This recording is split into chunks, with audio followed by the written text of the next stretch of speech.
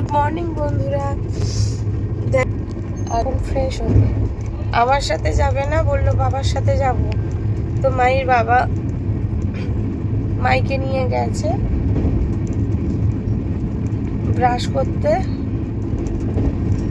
আর কালকে রাতে কি হয়েছে দেখো, কালকে রাতে ড্রেসটা চেঞ্জ করছিলাম, সেই সময় এই যে শুয়ে পড়েছিলাম অলরেডি। তো তারপরে ভাবলাম যে না, ড্রেসটা চেঞ্জ করে আর শুই, এইভাবে শুতে অসহ্য লাগছে। তো সেই জন্য ম্যাক্সি বের করে ম্যাক্সিটা পরছিলাম, যে নেমে না ম্যাক্সিটা পরবো সেটাও মাথায় আসেনি। যেহেতু শুয়ে পড়েছিলাম, সিটের মধ্যে বসে বসে নাইটিটা পরছিলাম। সেই সময় হাতটা এরকম ভাবে উঁচু করেছি, এই জায়গাটায় লেগে নখটা ভেঙে গেছে, প্রচন্ড যন্ত্রণা হচ্ছিল রাত্রেবেলা।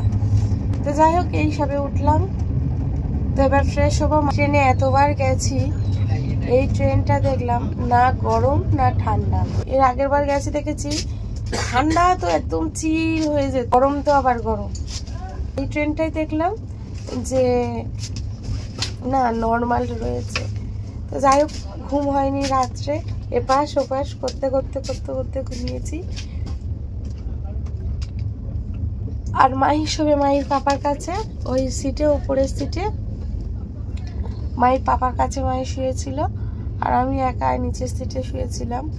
মাই নিচের সিটে শুতে চায় না, আর মায়ের পাপা মাই দুজনেই উপরের সিটে। মুছিয়ে দাও।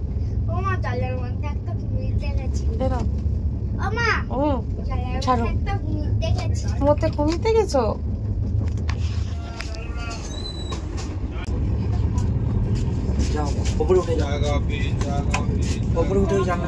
আমার ফোন ওই চার্জে হয়ে গেছে, এখন আর ফোন নয়। যাও, চলে যাও, আর নয়তো পড়তে বসো প্রিয়াঙ্কা। হ্যাঁ,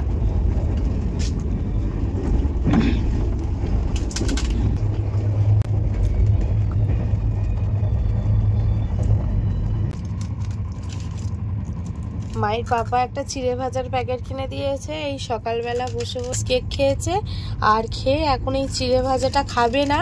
আমি জোর করে বললাম বাবা একটু খেয়ে দেখো, তো দুবার একটু মুখে দিয়েছি, দেওয়ার পর ভালো লেগেছে। চিড়ে ভাজার মধ্যে যে পাঁপড়গুলো থাকে না, দেখাও বাবা একটু, সেই পাঁপড়গুলো এখন বের করে করে খাচ্ছে।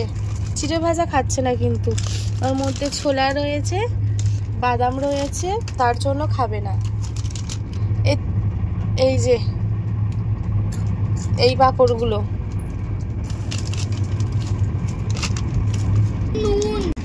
কেকটা খেয়েছে 2 পিস, আর মায়ের পাপা 2 পিস খেয়েছে, কেকটা খেলো না।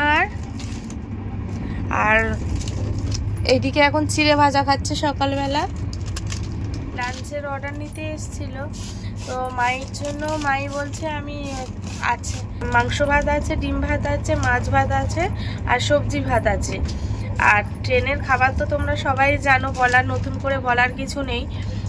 তো বাড়ি থেকে তোমাদের দাদাভাই তো এগুলো কিছু খেতে পারছে না, শুধু ডাল সিদ্ধ আলু সিদ্ধ দিয়ে ভাত খাচ্ছে, তোমাদেরকে আগের ব্লগে বললাম। আর তার জন্য ও তো কিচ্ছু খেতে পারবে না। বাড়ি থেকে রুটি আর আলুর তরকারি করে নিয়ে এসেছিলাম, ওটা কালকে রাতে খেয়েছে, আর কিছুটা রয়েছে, দুপুরে বললো খেয়ে নেবো। আমি দুপুরে ভাত খাবে না, বললো না খাবো না। আর আমিও জোর করবো না, কারণ ট্রেনের খাবার তোমরা সবাই বোঝো যে কেমন।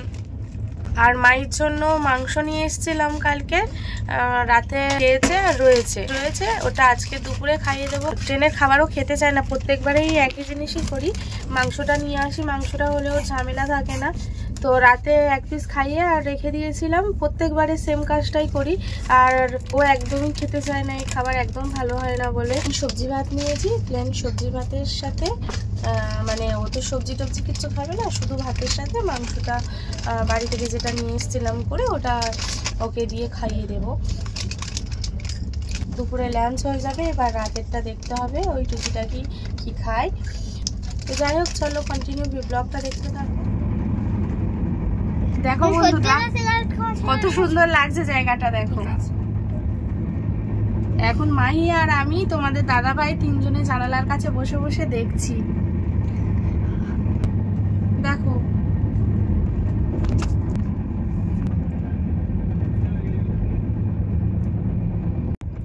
ফোনটা রাখ, ফোনটা রেখে দেখ।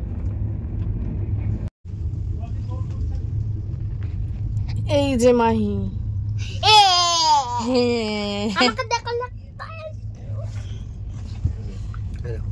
দেখা লাইট গুলো, ওই যে লাইট দেখতে পাচ্ছিস? হ্যাঁ ওই যে দেখ কতগুলো লাইট। মাঠটাই তো নেই, গোল মাঠটা তো এই যে গাছগুলো, এই গাছগুলোর পেছনেই মাঠটা। ওই যে ফ্ল্যাট লাইট, ওই যে গাছের ফাঁক দিয়ে দেখ দুটো দেখা যাচ্ছে, দেখেছিস? এই যে দেখতে পেয়েছিস? মাই এখন বিশাখাপত্তনমের ক্রিকেট স্টেডিয়াম দেখার জন্য আগ্রহ করে বসেছিল অনেকক্ষণ ধরে। তা এখন মাইর পাপা মাইকে দেখাচ্ছে বিশাখাপত্তনমের ক্রিকেট স্টেডিয়ামটা। বুঝলি ছেলে 147 রান করে গেছে। ওই যে দেখ লাইটটা, ওই যে দেখো লাইটটা, ওই যে লাইট রান করে বলবো না কাছে আউট। মানে এই জঙ্গলটার পিছনে আর কি স্টেডিয়ামটা। বন্ধুরা আমার বাবা এখানে খেলে 140 রান করে এলবিডব্লিউ হয়েছে। কি হয়েছে? এলবিডব্লিউ। রাস্তায় যেতে যেতে কত স্মৃতি জড়িয়ে রয়েছে, কত কথা, সেগুলো মনে পড়ছে। ট্রেন চলছে যেমন তেমন স্মৃতির সব রকমের কথাও মনে পড়ছে। ট্রেনের মতো দুরন্ত বেগে মনের মধ্যে উথাল পাতাল করছে। যাই হোক, এই মুহূর্তে ভাইয়ের সাথে লাস্ট কাটানো সময়ের যে সমস্ত কথাগুলো হয়েছে, সেই সমস্ত কথাগুলো মনের ভিতরটাকে কুড়ে কুড়ে খাচ্ছে। সব ভাগ্য আমাদের, সব কিছু পরিস্থিতি আমাদেরকে মানিয়ে নিয়ে এখন চলতে হবে। কতবার ভেবেছিল আপনা ভুলিয়া তোমার চরণে দিমু হৃদয় খুলিয়া, ভেবেছিল কোথা তুমি স্বর্গের দেবতা, কেমনি তোমারে কবু প্রণয়ের কথা ভেবেছিল মনে মনে, দূরে দূরে থাকি চির জন্ম সঙ্গপনে বুঝিব একাকী, কেহ জানিবে না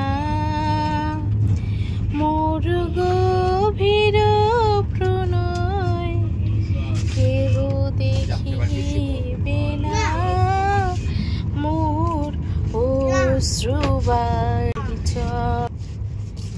আপনি আজিকে যবে শুধাইছ আজি, আপনি আজিকে যবে শুধাইছ আজি। যখন আমার মন খারাপ থাকে তখন ঠিক আমি এইভাবে একা একা বসে বসে গান করি। আর মাহি এত দুষ্টুমি করছে না, বলার কথা না। আমার গানটা শুনে তোমরা আবার সবাই হাসাহাসি করো না, যতটুকু পারি ততটুকুই করলাম। আর মন ভালো না থাকলে আমি এইভাবেই গান করি, কি করব। আর এইদিকে দেখো আমি টাইম পাস করছি, কি করব, নিজের কাজ তো করতে হবে। তো সেই জন্য আমি সন্ধেবেলায় বসে বসে, মনটাও ভালো লাগছে না, আইলাম একটু কাজের মধ্যে থাকলে মাইন্ডটা ফ্রেশ থাকবে, আর মাথাও প্রচণ্ড যন্ত্রণা করছে।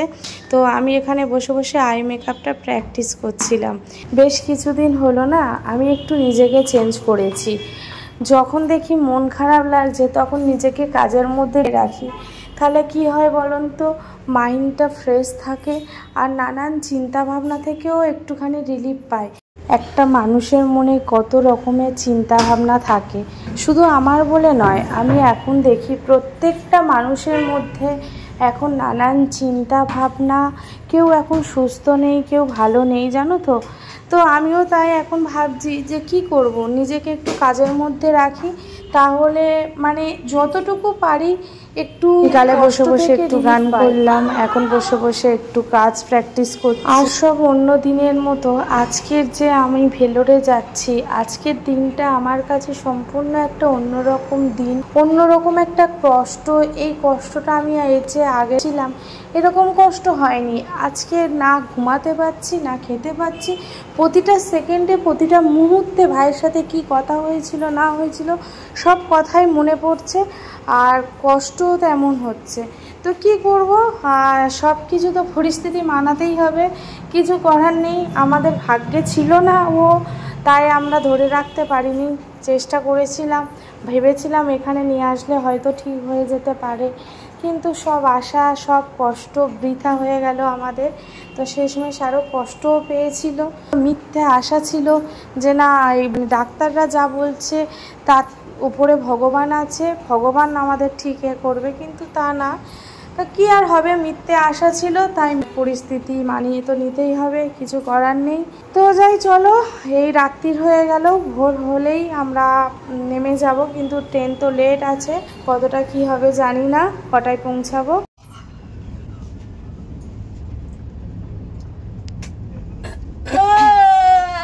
গুড মর্নিং বলো। গুড মর্নিং, আজকে আমরা নেমে যাব। গুড মর্নিং, আজকে আমরা নেমে যাব, তার জন্য আমাকে ভোরবেলা উঠতে হয়েছে। দেখো এখন একটু অন্ধকার অন্ধকার ভাব আসছে। এখন কটা বাজে বলো তো? 5:30। 5:30 বাজে, আর আমাদের মাইশানা উঠে গেছে। আমরা নামবো, কাঠপাটি ঢুকছে, এবার আমরা নামবো, রেডি হবো, এইসব লাগেজ নিয়ে রেডি, সব গুছানো হয়ে গেছে, আমার মাইও রেডি। তো চলো, নেমে কথা হচ্ছে তোমাদের সাথে। তো অবশেষে আমরা ট্রেন থেকে নেমে অটোতে উঠে গেছি। আর এসে কালকের এত পেটে ব্যথা, এত কষ্ট, মাথার যন্ত্রণা করে তোমাদের দাদাভাই আর মাইকেও একটু কিছু খাইয়ে দিয়ে আমি শুয়ে পড়েছি। আমি কিচ্ছু খাইনি, আর তোমাদের দাদাভাই খাইনি বলে রেগে গেছিলো। তো এখন 5:30 বাজে উঠে গেছি, কারণ 6:30টায় নামানোর কথা, যেখানে 2:35-এর টাইম, সেই জায়গায় 6:30টায়। অবশেষে হোটেলে ঢুকলাম, ঢুকে একটু ফ্রেশ হলাম। তোমাদের দাদাভাই আবার রানীপেটে যাবে, মাইকে নিয়ে যাব, মা একটু রেস্ট নিয়ে নিই, তারপরে তো যাব। আর এইদিকে চা নিয়ে চলে এসছে তোমাদের দাদাভাই, এখন চা খাবো। জার্নির পর এই চাটা খেলে একটু শরীরের জার্নিটা ঘাটতে হবে।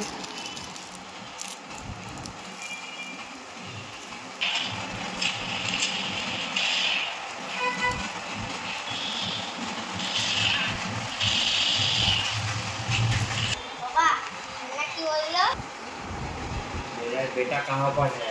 बोला बेटा रूम में है। ठीक है, शाम को लेके आओ। अभी बहुत तेरी धूप है।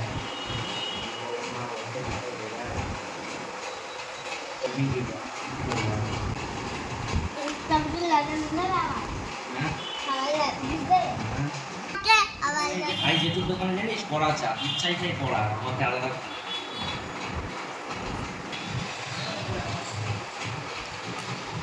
খা ভালো করে করতে বলতে পারো না? খেলবি তো। আমার মাথা ব্যথা হচ্ছে না যে আমি কড়া চা খাবো।